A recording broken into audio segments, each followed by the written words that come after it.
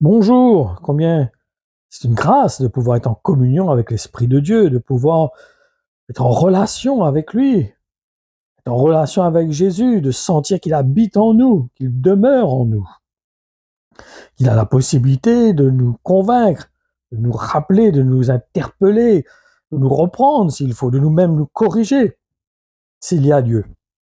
Pourquoi? Parce que nous sommes des fils, nous sommes des enfants de Dieu. Nous sommes déjà dans le royaume de Dieu, nous sommes dans la maison de Dieu.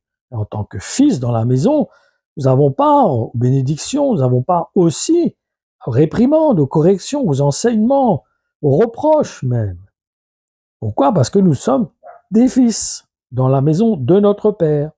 Combien c'est important de disposer notre cœur à la voix de l'Esprit, afin de nous laisser convaincre, nous emmener, à ce que l'Esprit nous emmène, nous rappelle les paroles de Jésus-Christ et nous emmène à marcher sur les traces de Jésus-Christ surtout.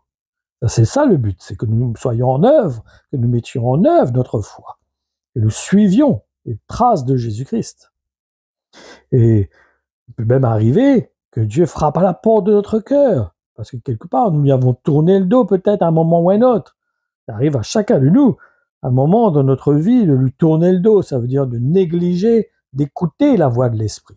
Négliger de disposer notre cœur à écouter ce qu'il a besoin de nous dire. Et parce que Dieu veut nous parler, Dieu veut nous convaincre, Dieu veut nous enseigner, Dieu veut se révéler à notre cœur et veut nous emmener à ressembler de plus en plus à Jésus-Christ et veut que nous puissions revêtir le vêtement de Jésus-Christ. Et c'est évident que beaucoup de gens aujourd'hui apportent un message, un évangile qui n'est pas le même que celui qui était apporté par les apôtres. Et nous allons voir par exemple que Dieu peut se mettre en colère. Regardons par exemple ce qui est écrit dans l'Épître aux Colossiens au chapitre 3, le verset 6, qui nous dit « Rappelez-vous, ce sont ces comportements qui attirent la colère de Dieu sur ceux qui refusent de lui obéir. Il est bien question de colère, la colère de Dieu. » Et encore, cette parole qui se trouve dans la lettre aux Romains au chapitre 1, le verset 18, qui nous dit « Dieu manifeste sa colère du haut du ciel aux hommes qui, par leur perversité, étouffent la vérité. » Voyons que Jésus-Christ n'aimait pas l'attitude des pharisiens. Il leur reprochait leur hypocrisie. Ils étaient faux. Ils mettaient sur le dos des Juifs un poids de la loi, alors qu'eux-mêmes ne mettaient pas cela en pratique. Il y avait des paroles, mais il n'y avait pas d'action. C'était une muraille blanchie. Ça veut dire qu'ils montent une façade, mais en réalité, dans leur cœur, il y avait de la rapine, il y avait de la méchanceté, il y avait de l'iniquité, il y avait du péché qui était là, qui demeurait, qui siégeait en eux. Et Dieu n'aime pas cela, Dieu n'aime pas l'hypocrisie. Dieu résiste aux orgueilleux, il accorde sa grâce aux humbles. Allons lire aussi ce qui est écrit dans la première lettre aux Corinthiens, dans le chapitre 11 et les versets 30 et 31, qui nous dit « C'est pourquoi parmi vous, il y a beaucoup de malades et de gens sans force, et plusieurs sont morts. Si nous examinions notre conduite, Dieu ne nous jugerait pas. » C'est un peu cette parole qui se trouve dans l'Apocalypse, où il est dit que Dieu corrige ceux qu'il aime, il les reprend. Dieu peut nous reprendre. Pourquoi? Parce que il reprend ses fils, un père reprend son fils. Il y a aussi, bien sûr, l'histoire d'Ananias qui se trouve dans les Actes des Apôtres, au chapitre 5, du verset 3 et 5, où il est dit, mais Pierre lui dit, Ananias, tu as ouvert ton cœur à Satan. Pourquoi donc? Tu as menti à l'Esprit Saint et tu as gardé une partie de l'argent du champ. Tu pouvais pourtant garder le champ, ou bien tu pouvais aussi le vendre et faire ce que tu voulais avec l'argent. Comment est-ce que tu as pu décider dans ton cœur d'agir ainsi? Ce n'est pas à nous que tu as menti, c'est à Dieu. En entendant ces paroles, Ananias tombe et il meurt. Tous ceux qui apprennent cela ont très peur. Il y a une crainte qui est venue dans l'Église. C'est un moyen d'emmener l'Église à réaliser que Dieu peut se mettre en colère, il peut intervenir pour faire un jugement, pour exercer un jugement sur quelqu'un. Donc ne nous trompons pas, il y a encore d'autres exemples dans l'Évangile, où nous voyons que Dieu peut exercer une colère, peut exercer un jugement sur quelqu'un.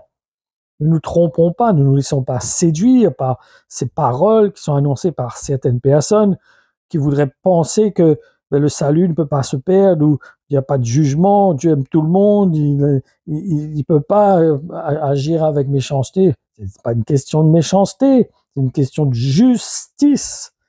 Dieu ne mélange pas sa sainteté avec le péché. Il ne peut pas s'associer avec quelqu'un qui demeure dans le péché. Il pardonne celui qui s'humilie, qui demande pardon, qui reconnaît ses fautes. Il est venu pour ceux qui sont malades, ceux qui reconnaissent qu'ils sont pécheurs. Mais il résiste aux orgueilleux. Il donne sa grâce aux humbles. Donc reconnaissons qu'il peut arriver, comme cette histoire que l'apôtre Paul nous explique, que dans l'église de Corinthe, il y avait beaucoup de gens qui étaient malades, et beaucoup de gens, certains chrétiens même qui sont morts avant leur temps, parce qu'ils n'ont pas considéré la justice de Dieu, ils n'ont pas considéré l'esprit de l'évangile. Ils ont pris cela à la légère, sans porter attention au témoignage de l'esprit. Il y a un jugement qui s'est exercé sur ces chrétiens. Donc attention, que nous croyons en un Dieu qui n'est pas celui qui est communiqué dans les évangiles. Parce que beaucoup prennent seulement les versets qui les intéressent, les versets qui s'associent avec leur manière de voir, leur conception. Ils ne sont pas prêts à donner leur vie, ils ne sont pas prêts à s'identifier totalement à Jésus-Christ et à exercer la justice de Dieu, le cœur de Dieu, dans l'amour, parce que c'est pas même la colère ou la justice de Dieu, ce n'est pas pour écraser, pour détruire, c'est pour exercer un jugement qui emmène une personne à se repentir, à changer d'attitude.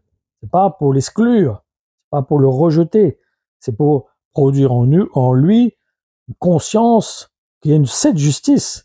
Cette justice a besoin de créer une crainte dans un cœur, reconnaître que Dieu peut se mettre en colère, Dieu peut exercer sa justice. Donc cela nous emmène à considérer la voie de l'esprit, la pensée de Dieu, parce que nous sommes des enfants de Dieu et nous vivons dans la maison de Dieu, nous respectons la maison de Dieu, l'esprit qui vit dans cette maison, qui est Jésus-Christ, qui est la tête du corps de Jésus-Christ.